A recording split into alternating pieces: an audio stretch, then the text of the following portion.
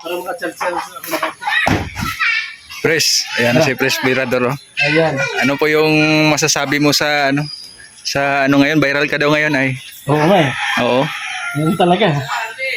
Pagka kasi, kinakailangan i-expose mo at huwag mong yun yung katotohanan. Kasi kapag alam mong nababas na yung kalingap at ikaw ay nagbingi-bingihan, parang kinonsinti yung mga tao na gumagawa ng ganyan.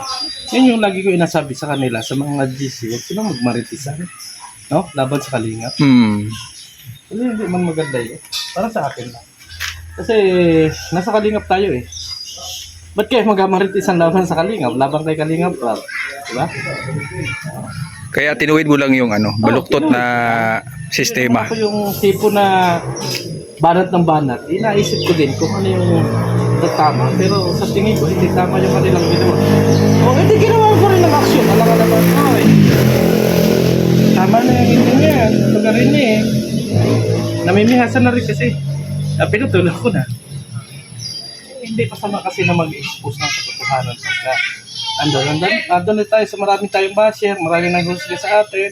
Pero, okay lang. Kasi katotohanan lang naman yung... Ano ba yung napansin mo?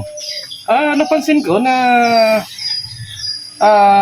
ang tanong ko kasi sa kanila, bakit yung basher ni Kalinga Prab at yung GC nila related, nagkaka-related yung usapin. Yun lang naman yung tanong ko eh, dali lang naman sagutin eh. Oh, simple lang yun, di ba? Simple lang, hindi namin alam kung ano ba man yung marami silang nasabi laban sa akin. Ano nga yung tanong mo? Ang tanong ko, bakit related just sa basher ni Kalinga Prab at doon sa laman ng GC nila na pinag-uusapan? Oh, yun lang man. Simple lang man, di ba? Oh. Wala nung doon. Kaso lang, pinersonal nila ako kung ano-ano yung nasabi nila sa akin. Okay lang. Pero sagutin nila yung tanong ko, bakit related? Yun ang tanong ni Pres Birador. Oh. Ayun lang naman eh. Sagutin lang. Simple lang. Oh, simple na tanong. Sagutin lang nila. At saka, yung si Yang Mi, nagagalit sa akin ng maigi eh. Ang sabi ko nga doon sa live streaming ko, ang admin lang doon ay si Yang Mi. At saka si Andy Cabral. Wala akong sinabi doon against sa kanila. Ang ginawa nila bilang admin at bilang leader, ay nag-live sila at sinabi doon na, ay, sorry na mga kaibigan, mga kalingap, yung mga nagmaritisan doon sa GC na yon ay binigyan ko ng punishment or niremove ko muna. Oh, syempre sila may karapatan doon kasi sila yung doon ay no.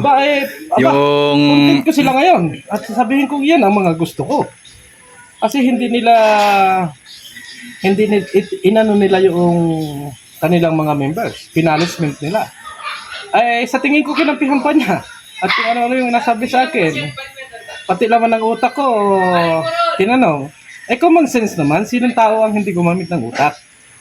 Yun yung mga tanong na rebuttal na sabi nga natin walang kalaman-laman. No? Walang ka-challenge. Yung mga sabihin sa iyo ng tao na wala kang utak. Ano pa kasi yun? Baka kumbaga humaba na yung kwento na simpleng tanong lang sana. Tanong lang. Humaba yung kwento. Ay kung nga ginawa nila,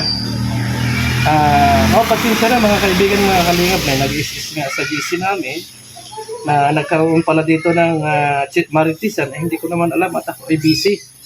So ang ginawa ko, iniremove ko yung mga nagmaritisan. Parang kinonsinti at ang ginasabi doon, ako yung nagpapalala ng gulo. What happened na ako nagpapalala ng gulo? Yan. So, ayan panayam natin si Pres Birador. Kasi lang yan simple lang nagkakagulo. Ang pinopoint ni Kalinga Prab kasi sa mga comment section ay si Jumcar. Jumcar. Pinpoint ni Kalinga Prab. Ngayon, hinahanap ko kung nasaan ba talaga yung mga komento na yan at talagang supporter ba kayo ng Jumcar? Bakit ganyan kayo magsalita kay Kalinga Prab? So dumating sa akin yung mga usapan na yan sa GC. So pinag-combine ko related yung kanilang nagkausapan sa GC. Kumbaga sa investigasyon mo. Oo. Abay sabi ko, tinanong ako. Nagtanong na ako ngayon sa live ko na bakit related? Nagkapatid ba? Oh, yun lang man yung tanong, no? Okay, kung sinabi naman nila, ano, kasi inapahaba nila, na, sabi nila, paano sila naging anti-kalingap, kahit i-review nila yung live ko, wala akong sinabi no na anti-kalingap sila. Ang sinabi ko ba doon, sa aking live, salamat at nilinis mo na yung GC mo. Kaso nga lang, hindi ko nakita kung ini-remove niya yung mga tao na nagmamaritisan doon. Dalawa lang yung nakita kung ini-remove niya. Bakit? Hindi ko kaya gawin ng palis mo. Yun lang yung akin doon. Huwag natin itaas yung pride natin kung alam natin yung mga grupo natin nagawa ng katotohanan. I-remove natin, masakinin natin, mapapasama tayo. Ako wala akong sinabing against kay Yang Mi doon. Wala akong sinabi na, ay si Yang Mi anti-kalingap na or kung ano pa man. Ang tanong ko doon, bakit inapag-usapan nila yung mga bagay na yon? Yun lang naman ang simple. Kahit review ninyo yung live ko, wala akong sinabi doon na sila ay anti-kalingap. Kasi sabi ko nga, kalingap tayo. Tama. Kalingap tayo eh. Pero alam ka naman sabihin ko na hindi kayo kalingap kasi sumusuporta naman sila sa kalingap. Ay di unfair yun para sa kanila. Kawawa sila kasi sinartangan ko na sila na anti-kalingap. Hindi naman. At nasuporta naman sila sa kalingap. Di ba? Ang hinihingi lang natin, ano yung action nila? Pinarutangan ako, nabayaran, kung ano, tingin pira. Tingin pira. Ako mga kaibigan, mga kalingap, wala akong silbi sa kalingap. Wala. Ito yung nasabihin sa inyo. Ito yung nagawa ko. Masaya lang ako kasi nakikita ko yung pagtulong ni Kuya Bal Santos matulong. Pero kung sasabihin ninyo mga kaibigan na nandyan ako, dahil may sweldo ako kay Kuya Bal, yung mga bagay na yung mga kaibigan ay maring-mari kayo doon. Sumusuporta lang ako sa kalingap at nakikita ko yung magandang adhikain ni Kuya Bal. Ay kung kayo, sabi nga ninyo sa akin, ay wala akong tulong sa kalingap, okay lang naman sa akin. Basta't ang mahalaga sa akin, andyan tayo, sama-sama tayo sa kalingap.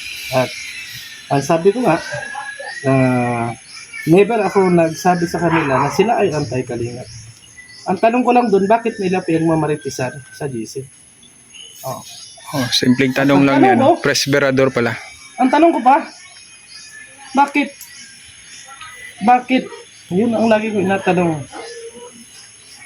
Inahanapan ninyo ng million views si Kalinga Prab at inahanapan ninyo kung saan napunta. Ay kita naman natin mga kaibigan na nagpapabahay si Kalinga Prab at meron ding mga iba't ibang ginagawa. Siguro naka-line up na yan. Naka-line up naman na. Yung mga paglinaw ko lang, hindi lahat ng Mikres supporter mga kaibigan na pinalaban. Kasi yung iba nagagalit sa akin kasi in-expose ko ito. Ito mga kaibigan, isang GC lang yung aking tinutukoy dito. Hindi buong team Mikres. Hindi yung lahat ng mga sumusuporta sa Mikres. Kasi ayaw ko rin na masira yung Mikres. Sabi ko nga sa live ko na huwag ninyo gamitin yung pangalan ni Krista. Kung ang gagawin ninyo dyan sa GC nyo ay maritisan. Kawawa naman yung bata. Tama ako, mali. Opinion. Tama ako. Ay kasi, halimbawa ako gamitin ko yung pangalan mo. Sabihin ko, Team Rex. Pero ang laman ng GC ko, inamaritis ko si Kuya Bal. Parang ginagamit niya lang yung pangalan. Hindi maganda. Pero hindi ko sinabing anti-kalingap kayo mga kaibigan. Hindi ko sinabi. Sa akin lang, binibigyan ko lang ng specific at kasagutan about doon sa mga basher ni Kalinga Prab sa kanyang live. Kasi ang napipinpoint talaga doon, ayun yung car. Ngayon, ako bilang presidente ng Karipa o ng inaalam ko din kung sino ba talaga yung, kung saan ba talaga nagbumula yung bashing na yan about kay Kalinga Prab. Sorry, yun ang tagpuan ko. Kumbaga sa investigasyon mo, pinagtagpi mo. Pinagtagpi ko at dumating sa akin, related siya. Kaya sinagot ko naman sila. Pero hindi ko ibig sabihin na ganun ang ginawa ko, anti-kalingap na sila. Pinaratangan mo sila na anti-kalingap. Against sila sa... Hindi mo sila pinaratangan na anti-kalingap. Hindi ako kasi, ang bawat tao kasi sa atin, ay hindi natin pwedeng paratangan na kayo ay solid kalingap o ako ay solid kalingap. Hindi, may kanya-kanya tayong kaisipan sa mga bagay na yan. Diba? Tama. Sa akin lang, kung kayo may mga ano, huwag just suggestin nyo kasi hindi ninyo hawak yung laman ng utak ng mga viewers. Di ba? Ayun lang akin kasi alas 2 na. Ako ay malis na. Maraming salamat, Pres, sa ano, pagbigay ng paliwanag. Oo. Yan naman yun sa akin. Hindi ako against sa kanila. Ang tinatanong ko lang doon sa kanila, bakit? Yung kasi ang pinakamahirap na tanong, yung tanong na bakit. No, kahit anong paliwanag mo, ang tanong ko lang sa'yo, bakit? Ang habang paliwanag kasi pag salitang bakit. Tama. Baga may question mark. Oo, question mark. Bakit? So ayan no, maulan na. Maulan na, hoy. Sabi, ano? Yan, nagkuha kasi sila ng ano, center table. Nakailang minuto pa rin, ha? Yan no, dito sa loob pala. Ilang minuto ba yan? Yan no. Ihatid nila dun sa ano, bahay ni Franz. Oh, yan no. Yung panahon ngayon, ano, maulan.